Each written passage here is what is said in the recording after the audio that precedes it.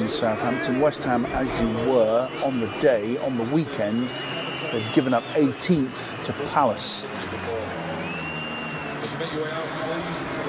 As for City, that 8-point lead is restored at the top, and as John Champion was saying, next, it's Old Trafford. The game, of course, we'll be watching here live on the same day that Everton and Liverpool meet. David Platt and Trevor Francis with us. Thoughts in just a moment. We'll also tell you what's happening on the club tonight, which follows at Dive Not a Dive. I don't think Delph has dived. I didn't think the boy from Bournemouth had dived. You don't think Delph dived? No, I don't. It's clear from what we saw Brad Smith and what we saw there. That's clearly daylight between Delph's feet. Free there, give a free kick. But it's true what you say, and people will have seen that at home and be thinking, well, that's a dive. And I guess this is where the goal came from. I give credit to Otamendi there. I mean, he's anticipated really well, got across the front of the defender and got them back in the game. And then was the outcome inevitable? I think he was building all the time. I think in the first half we saw West Ham, when that ball came in and around the 18-yard box, they were tight at it. But it's the movement as well. I don't want to labour a point, but in the interests of fairness, we saw Niasse banned recently for deceiving a referee. A game that Everton played at Crystal Palace, tumbled over with a hint of contact. Palace were unhappy. There was more contact on the ass than there was there. Everton got back in. He subsequently was banned. Is there a case for the Football Association, looking at that again, to charge Delph with deceiving an official? No. Why not? Because they didn't gain an advantage. Well, they did. No, they didn't. Because they scored ultimately from the free kick. The ball went for a throw-in. You wouldn't have a prayer, Richard, of getting that past the authorities. They got the free kick. Had they scored there, if he'd have lashed in the top corner, De Bruyne, yeah? If he'd have lashed it past what's the purpose then of pulling players up for deceiving officials? Well, they gave a free kick. He got. There's nothing in the constitution, if you like, the rules. But and in the giving of the free kick, did he deceive the official to gain an advantage and get the free kick? Yes, but they do that. But they don't get charged unless a team gains an advantage. I.e. Niasse gained a penalty, which Everton scored for. That's why he was charged. If the free kick had gone in, and then they had looked at this again, they may well have charged him. But the free kick was saved. It went for a throw-in. That phase one is gone. We're in another phase of football. We can't be absolutely 100% sure that there wasn't just a minimum contact. Yes, we can. We can, Trevor. Yeah, yes. I can. Yes, we can. Why? Wholly, because there isn't. I've seen it. I don't think there's any contact, but I still stand by my point. I think the body looks after itself at that pace. Yeah. And he believes that standing leg is going to take that leg. If he keeps it rooted to the ground on that thing there, then it's going to break, or there's a chance of getting injured. I think you go over there. I don't think he's dived, to be perfectly honest. Honestly, I think if he'd have rattled it in, top corner, then maybe there would be people on social media demanding, certainly West Ham fans, that was an injustice and something should be done about it. But I don't think you can go back that far and look at it again. I really don't. But if the charge is deceiving the official, he quite simply deceived the official to gain the advantage of the free kick, did he not? No, but that's not the law. Gaining an advantage, by gaining an advantage I mean if a goal comes out of the deception, then you can go back. Goal scoring opportunity came from when they charged Niasse, I was very pleased because I felt he had deceived the official and it was wrong. I equally think that has been the case there today as well. Look at the one at Bournemouth earlier. Dean Smith gets booked for what? Well, nothing in my opinion. For nothing.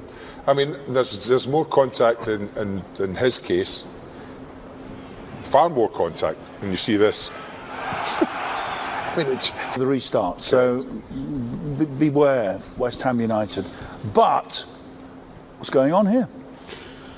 Well, certainly I gave them a disservice before the game because they've come out, they've taken the goal outside of it for the moment, but they've actually been very aggressive when it's got into their final third. They've defended very well. They've defended as though their lives are on it. And every time they've had a set piece has been Manchester City's Achilles heel, certainly in the last few weeks. They've looked as though they can score a goal, and they just got one there. I don't think I gave David enough credit to begin. I said he's not been there long enough to see an influence in the team, but he has. They've been.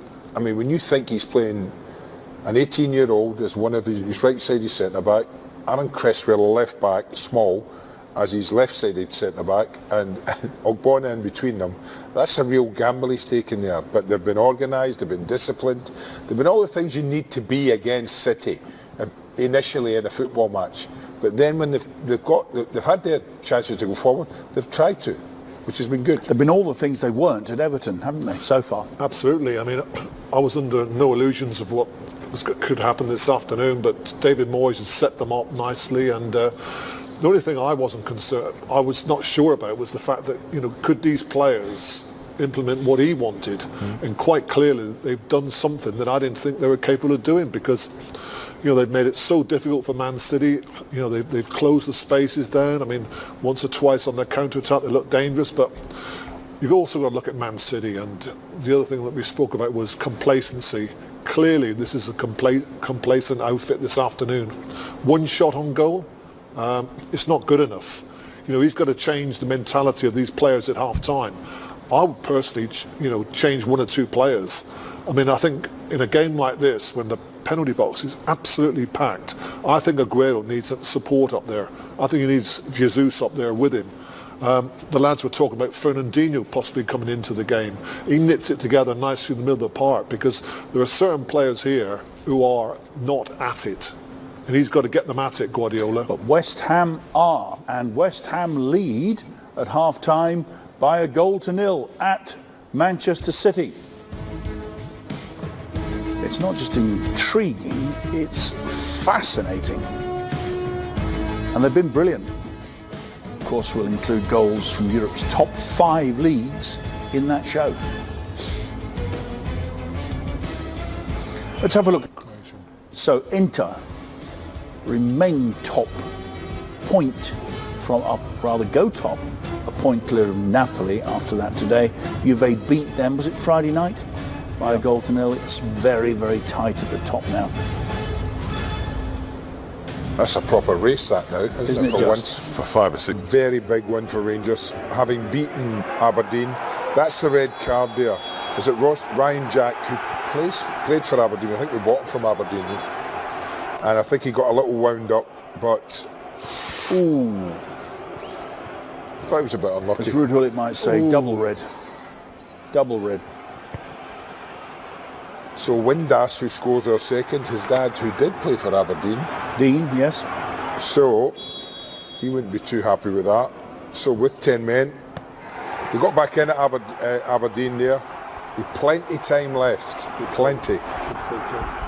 But it wasn't time enough. Rangers with the 10 men held on. Derek McInnes there, right in the middle of the picture. A man much sought after, it would appear, by Rangers. We've gone second, haven't we? Currently in charge of Aberdeen. Celtic 7 clear and have played a game less. Into the FA Cup, second round. This, a game between Coventry City and Boreham Wood.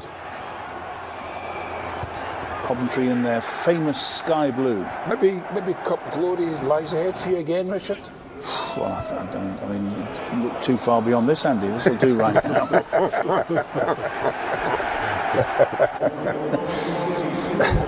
That was a good finish. Yeah. Young kid there. He's a mile offside. No, in line. Saw it earlier. It has been second round weekend. Another reminder that the third round draw is made tomorrow, Monday, 22:10 Mecca, right here on BN Sports 11. And that was always a brilliant day, wasn't it? When you're a player, wasn't it? Yeah. FA Cup third round draw. Everybody. It used to be drawn about 1 o'clock in the afternoon on a Monday. Straight after training. And every player would be in the treatment room, the dressing room, wherever we were, and the meeting rooms, the cafeteria, all huddled round, whatever was on doing the draw, just to see who you'd get, because all the big boys were in it then. That's when there are no foreign players and no foreign managers. Correct. Yes. And having seen Coventry in full flow this afternoon, there's not too many will want them tomorrow when they come out. We're on our way back to Manchester City next. The same channel, beIN Sports 13. What do you do if you're David Moyes? Well, you sit them down, you compliment them on how well they've done, and they have. Much better than what we've seen prior to today, and remind them of the concentration. And you also remind them of the last 2 games City have played. Within 2 minutes of half-time at Huddersfield a week ago, Sergio Aguero scores, game turns on its head.